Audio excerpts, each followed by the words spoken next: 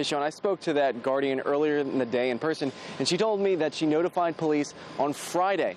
And police documents that we were able to obtain shows that is the case. However, police did not notify that these two children were missing until 5 days later. That's today.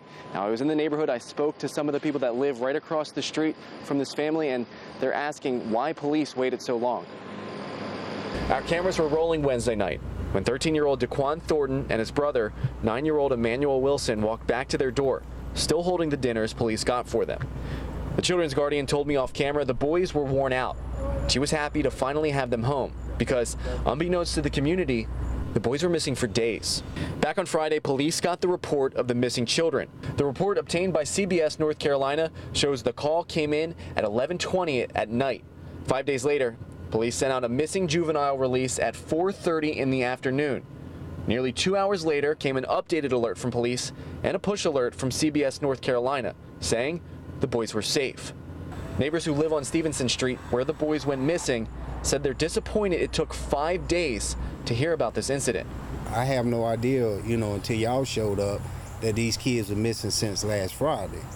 And I think Durham Police Department need to do a better job of alerting the community so the community can look out for our kids. So we took these concerns to Durham Police to see why there was a 5-day delay between the report of the two missing children and when Durham Police notified the community. However, no one from the police department has responded. Now, we're going to continue to ask police officials exactly why it took that long to put this release out. As soon as we get an update, we will update you online and on air. Now, I did ask police if there are any pending charges in this case. However, they told me it is still under investigation. Reporting live here in Durham, I'm AJ Janavel for CBS North Carolina. I was able to get my hands on emails between Durham city leaders, and what I found within those emails is that city council members like us had questions on why it took the Durham Police Department so long to notify the community that there was a kidnapper on the loose. On June 25th, Councilmember Charlie Reese reached out to City Manager Tom Bonfield. In an email, Reese asked for answers on what determined when to inform the community, saying, quote, "I think some direct outreach by Chief Davis to people in the Birch Avenue neighborhood would be especially helpful right now. I'm hearing a lot of anger and frustration about this among these folks." In an official response, Chief Saralyn Davis told city officials Durham Police Department's communication with the community fell short, and notification should have been released at least 24 hours beforehand. I'm still disappointed in the communication here because not only do we have that initial lag in communication, now we have this additional lag in an explanation as to why there was that original delay. The lag in explanation he's referring to is the fact Chief Davis's response is dated June 30th. But City Manager Tom Bonfield just released that response today. 11 days later, Bonfield says he waited to send the information after he returned from vacation. Thornhill says after something like this, he would hope the city would act faster. He also says the police department's response still doesn't add up for him. And I don't see any real procedural reasons why they couldn't have told us sooner. Today, what this comes down to is the need to shift resources here at the Durham Police Department. City officials say that they had to pull from that gang resistance program so that they could accommodate a request by Durham Public Schools for more school resource officers. Now, this is a story we first told you about last week, but today, Durham Public School officials told me that they never made a request for more school resource officers. It started back on July 1st when the Durham City Police Department discontinued its GREAT program. GREAT, or Gang Resistance Education and Training, was a classroom curriculum which taught 4th to 6th graders how to stay out of trouble and stay out of gangs. City Manager Tom Bonfield said in an email, due to Durham Public Schools' request for SROs, the GREAT program would see a change in resources. So now, the Durham police officers who once taught young children how to stay out of gangs will monitor 5 middle schools as resource officers.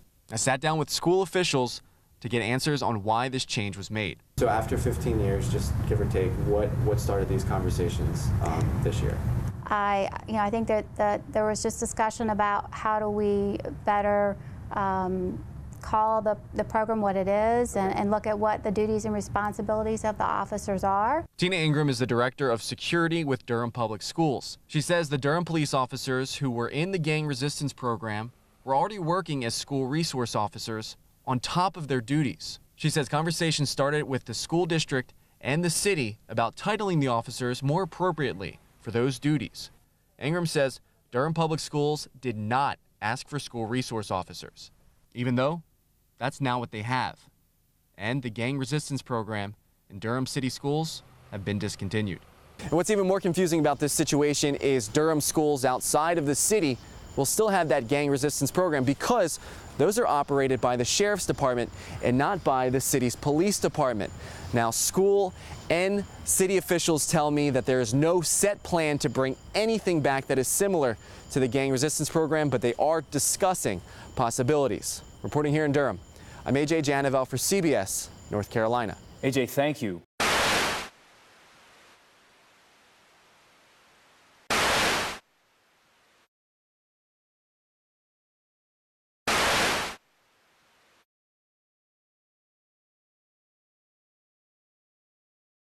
Just this year, CBS North Carolina has reported on several Wake County school bus crashes. However, getting a total number of crashes for each school year is nearly impossible. In September, I requested public records on how many bus crashes happened in Wake County. I was told Wake Schools does not keep those records. They don't track it at all. That's kind of scary. Debbie and Aaron Mears wait for their grandkids to get off Wake school buses nearly every day.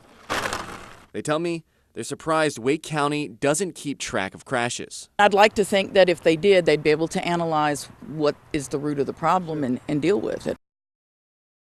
And there are a lot of places in Raleigh that school buses have no business going. In the middle of the day, Spencer E. Jenkins has a few hours to get chores done. But in the mornings and afternoons, he's busy driving students to and from school. He's done this in Wake County for 25 years. And in that time, he was in one fender bender, not involving children.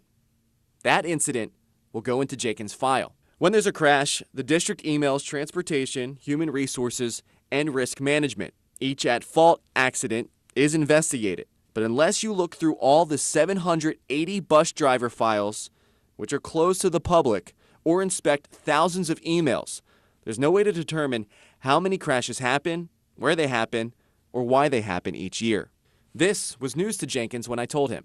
What do you mean they don't? What do you mean they don't keep? They don't keep track. They don't keep Any kind of document of that. So Why wouldn't they?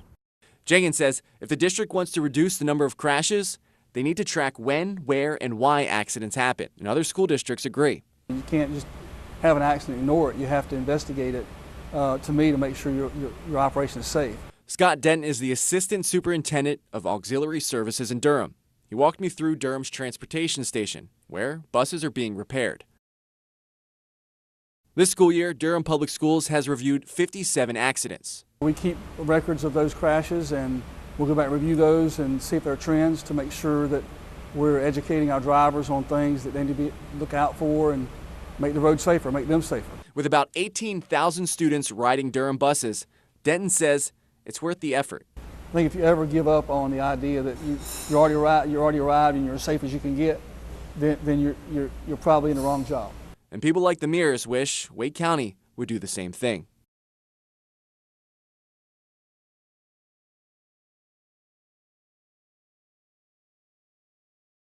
In that sheriff's letter, it addresses those concerns and areas of deficiencies that the state's letter puts out and puts a plan forth on how to fix them.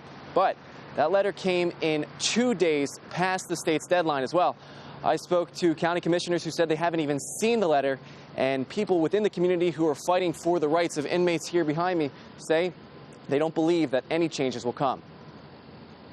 The state's investigation says the Durham County Sheriff's Department did not properly check inmate cells the night of 17-year-old Eunice Fennell's death. The state's report also says procedures were not properly followed when an inmate may be a danger to themselves. The sheriff's response letter filed Monday says the officer assigned to Fennell had not completed the basic detention officer certification course, and quote, the officer assumed checking on decedent to ascertain welfare was a sufficient first step, and it was in their discretion to determine the validity of the threat. In fact, policy requires officers check on inmates who may be a threat to themselves 4 times per hour. That did not happen. Reports say a call came in at 1 a.m. Fennell may hurt herself. Less than 2 hours later, she was found hanging from a bedsheet.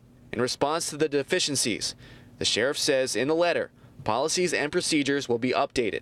I asked Durham County Commissioners about the sheriff's response. However, they told me they'd not seen it yet, and the county office had not received a copy. I also spoke to members of Inside Outside Alliance, a group who fights for the rights of inmates within the Durham County Jail.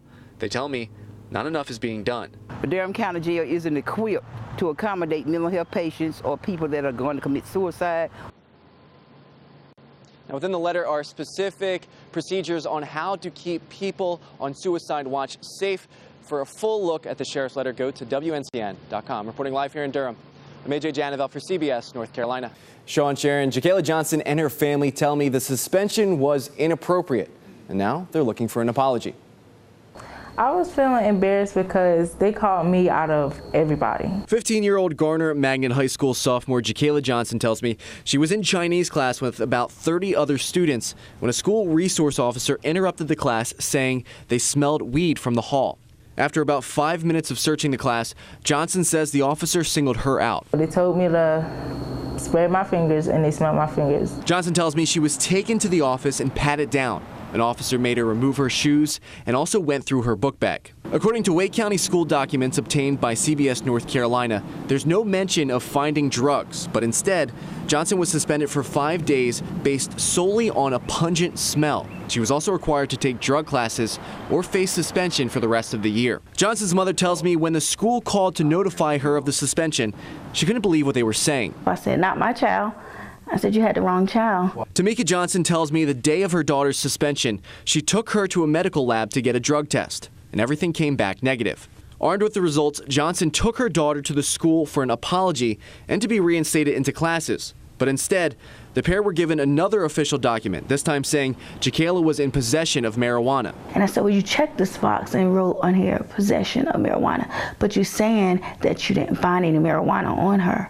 And he was like, that is correct. And he said, well, there was no other option to check. In my head, you don't check anything then. Her mother tells me she now fears this will follow her daughter for the rest of her life, and she's worried this is happening to other students who might not know how to stand up for themselves. Now, as for the removal of the suspension, that has to come from an official appeal to the school board. Jacayla's appeal date is set for May 18th. But she tells me during her suspension, she missed at least 3 tests and is now struggling to catch up. Sharon?